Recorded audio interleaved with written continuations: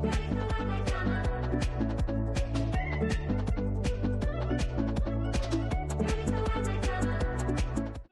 today we are going to go through all the different aspects that you have to go through to book your wedding alterations. So we're going to go through what to bring to your wedding alteration first fitting. We're going to go through the full process, the timeline, what to bring, what to expect, and basically anything that you basically are going to think like, what do I need to do for my bridal alteration service? So I'm just going to go through a few of our questions that we get most often, and then at the end I'm going to show you the shop, and this is for our shop in Enniskillen. A lot of these questions are going to be relevant to different alteration stores, but some of them are going to be specific, like the timeline for ourselves is going to be slightly different, but a lot of the rules, like what to bring and things like that, is going to be for any alteration shop you go to. So first question we always get is, when do you book in? So you book in the second you get your wedding date. If you have your wedding date, you should be booked in. So if this is a year before your wedding, you should be booked in. You don't need your dress, you don't need your shoes, all you need is your date to book in, because that booking your date secures your availability with us. So for example, if your wedding is now in September and it's December, that's slightly short notice for us, because we are now booked up from nearly March through to September, and those dates have been booked up from last year. So we usually say around a year turnaround, but it just depends really how busy we are at the time, and some seasons are less busy, so January and February are technically are quieter, whereas April through to August is the busiest period of the year, so they are definitely going to be mostly booked up the year before. But we always welcome questions, so if you want to ask us about your availability, do message us and we'll let you know. So question to that is, booking as soon as you have your date is when you should be booking. So the next question is, when will my first fitting be? With us, your first fitting is always 3 months before the wedding date. Now we do have sometimes brides who've had a change of circumstances, or they've had an issue where they've had to do it shorter notice. If we have availability, i.e. it's January, February, or one of the quieter months, we can sometimes do it. So don't freak out, do let us know and we will see if we have availability or not. But yeah, check, first fitting is usually 3 months before your wedding date. So so you come to your first fitting, and then we usually don't see you again till 2 weeks before your wedding date, and that's to make sure that your dress is like the perfect fit on your wedding date. So sometimes we'd need, another question is how many fittings. So you've got your first fitting. Most brides, say 6% brides, we don't see them again till just before the wedding, and then any tweaks that are needed done are done then.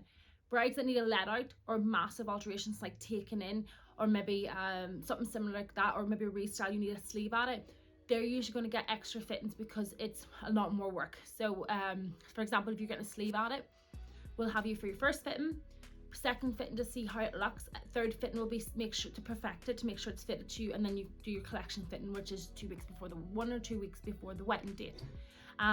Take-ins, you can literally just have one fitting and then your last fitting. But if it's a let out, usually again it's a lot more fittings, because we let out as much as we can and then we taper back into your body. So it just depends. When will your dress be ready for collections? Next question, but I've already answered that. So your dress is usually a week or two before, and that again is to make sure that your wedding dress is the perfect fit to you. What to bring to your fitting? So bring your heels, very, very important. We will not do a fitting without heels if you're having a shorten. The correct underwear. So the correct underwear, if you come in a sports bra for your fitting, we're just not going to be able to take you, and the reason for that is you're not going to be wearing a sports bra on the day. We had a bride recently who wore a bra with loads of like padding. Then when she came back for her next fitting, which was 2 weeks before her wedding, she says, oh, but I'm not wearing a bra. And we just said, well, why did you come to your fitting with a padded bra?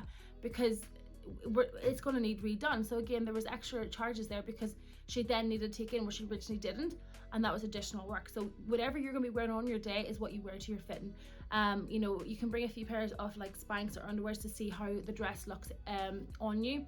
So what I mean by that is some girls will wear a slip, some girls will wear a bodysuit, some girls will wear invisible underwear, and sometimes you don't know until you come to your fitting. So feel free to bring the 3 with you, and if you want to try them all on, you can. We're more than happy to let you do that. Spanx is a big one. We get a lot of girls who come in for their first fitting with their Spanx, then realize they're not going to work, so then they have to get something different. So yeah, you bring anything you think you're going to be wearing on your day. What not to bring? So wear no makeup. Again, that's because you can get your dress dirty. Whenever we take your dress in, we look after it really well and it's not going to get dirty. So do not bring makeup. If you are going to wear it, just be very, very careful. No tan preferably.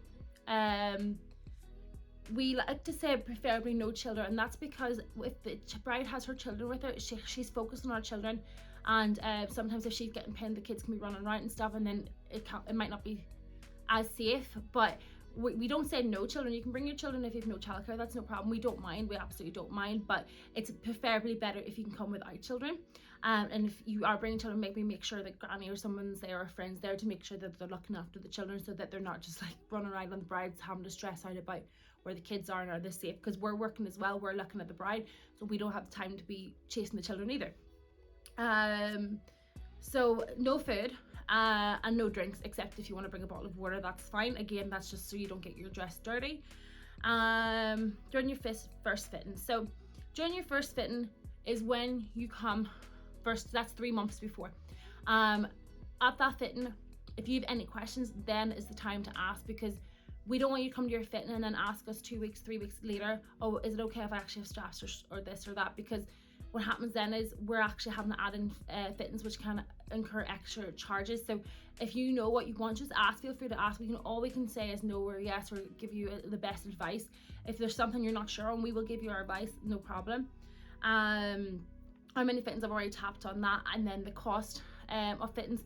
So if you are having like 2 or 3 fittings, okay, you're getting your prices at your first fitting. We will know how many fittings you need, and that's included in the price.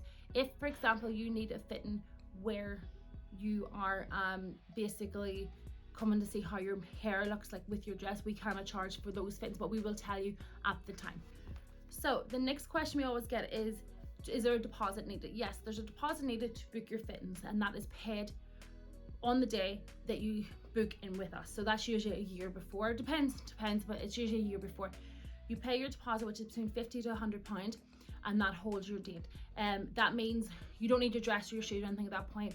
That just holds your date. It means that we will be able to do your alterations for you. The price of the deposit comes off the full alterations.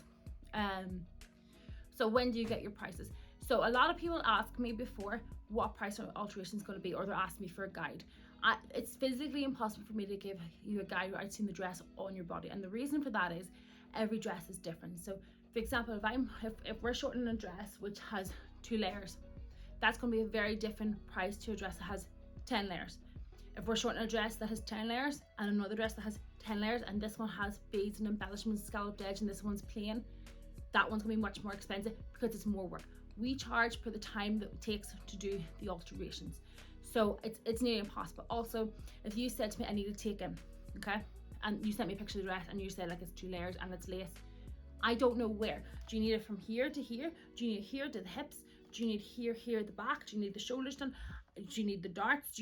I don't know what you need done until I see it on your body. So that's why we do not get prices before, but we do give you the prices when you come for your first fitting. So you'll either get it that day or within a few days. And we don't touch your dress until you have got the price. So don't panic, don't worry. We do tell you all your prices up front. So the next question is, when is payment meant? So after you've paid your deposit originally, you don't need to pay anything until you're collecting the dress. You always pay for your alterations before your wedding date and when you're collecting the dress. So we do not let the dress leave until it is paid for in full. So that deposit is as well. Whenever you come for your first fitting, you'll have your bridesmaids, and if you're having bridesmaids, then the mother can come and you can come. And we do alterations for everyone. So we do groomsmen, we do the mother of the bride, mother of the groom, flower girls, bridesmaids, we do everyone really, and they can be included into your bridal party package. So you just let us know in time of booking that you have additional people, and we'll just make notes basically of who needs alterations, and that deposit's taken off the final bill. So you could add mummy and you can add the bridesmaids yourself, and then that's taken off the total bill will be here, and then we minus off the deposit at the end. So here's a few questions. These are the popular questions we get. How do I know if my seamstress is a bridal expert? So if you are looking on, like, that, this is not just for us, this is for everyone. If you are looking for a bridal seamstress, first of all, the most important thing is Google them, and you make sure that they have bridal reviews online on Google, on their social media. Make sure that they have loads and loads of brides, because the amount of redos we do from other shops where they have destroyed wedding dresses, it happens like literally at least once a month, because they're basically taking on work that they can't do. So make sure that they have loads of bridal reviews. you're seeing pictures of wedding dresses they've altered, and that is the best advice I would give to you. If you walk into their bridal shop, have they got wedding dresses hanging up? Are they working on wedding dresses?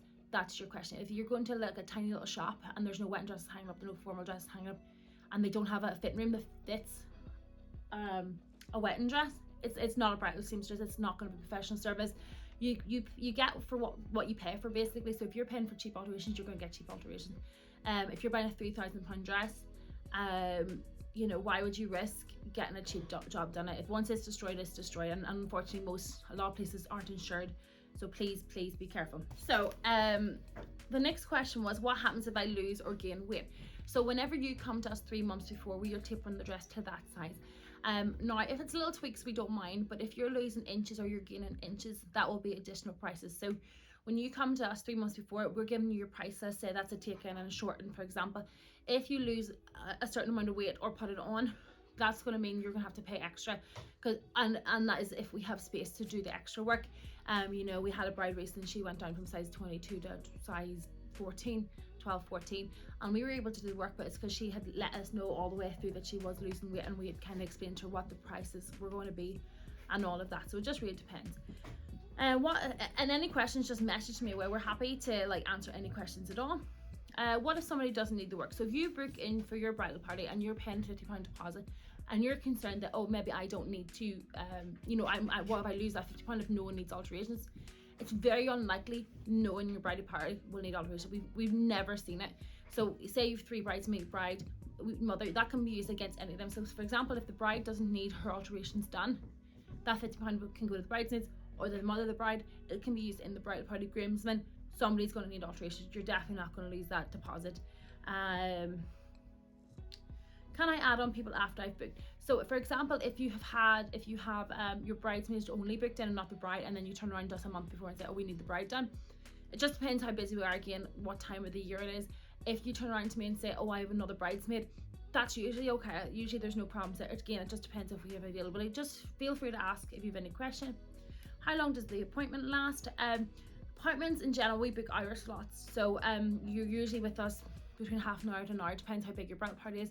Very rarely it goes over, sometimes it can, but that's only when it's a really big bridal party, basically. That's basically everything now. Any questions, so do feel free to comment below. Even if it's not just relevant to ourselves, just bridal alteration in general, we're happy to help.